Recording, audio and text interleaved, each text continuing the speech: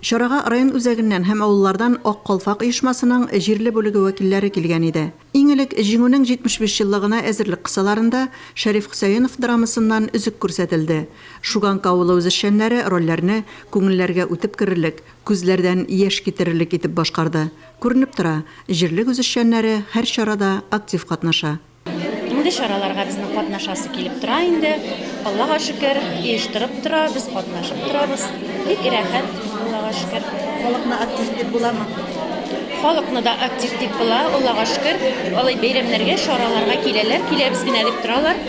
Аларга һаман да ниндидер кызыграк, икенче төрлерәк әйберләр кирәк, только анда теге көн саен булган әйберне күрәс килеп тормый кешенең. Ничектер яңалыкны көтәләр.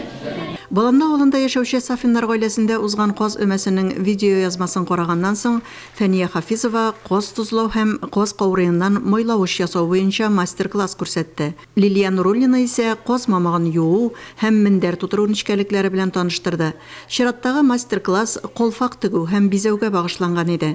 Кунаклар үз куллары белән калфак тегәргә өйрәнде. Районның танылган чигү ustaсы Роза Низамова татар сөлгесе чигү серләре белән таныштырды. Менә бу мастер-класслар күрсәтү өчен дә бик популяр, актуаль дип әйтимме, белгәннәрдән өйрәнәбез дигән сыман. Хәзер инде без чигү башлаячакбыз. Менә музейда ыргак белән чигү чигәргә өйрәнеп кайттык. Кызларыбыз инде әйдәгез чигү башлыйбыз дип бик көтеп торалар шушы чигү түгәрәгә башлануын. Һәм инде курчаклар тигә башлыйбыз. Милли киемле курчаклар тигә башлыйбыз. Укытучыларыбыз, өйрәтүчеләребез, остазларыбыз үзебездә әллә кая барасы юк. Мәктәп ашханасында узган тәбикмәк бәйрәмендә әлеге төр камыр ризыгын әзерләүнең нинди генә рецептлары тәкъдим ителмәде. Кунаклар үзләре дә тәбикмәкләр пешереп алып килгән. Рус Шуган авылы кызлары тәбикмәк турында матур частушкаларда әйтте. Подходите, угощайтесь блинчиками нашими, мы подружимся мгновенно, станут наши вашими.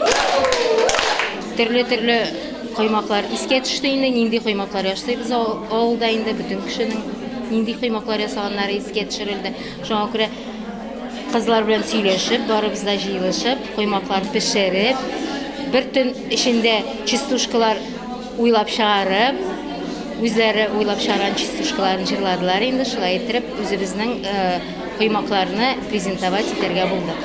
Альфира Валиева шелтәрле тәбикмәкләре белән сыйлап кына калмады, аны әзерләү үзенчәлекләре турында да сөйләде. Хуҗабикәләр майонез ясау нечкәлекләренә дә өйрәнде.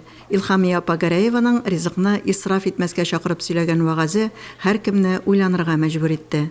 Берсеннән-берсе файдалы мастер-класслар, үтемле вагазлар белән үрелеп барган бай иштәлекле чарага һәркем югары бәя бирде. Калфак җәмгыятенең планнары шушы һәрбер җирлектә аның җаваплы кешеләре билгеләнде.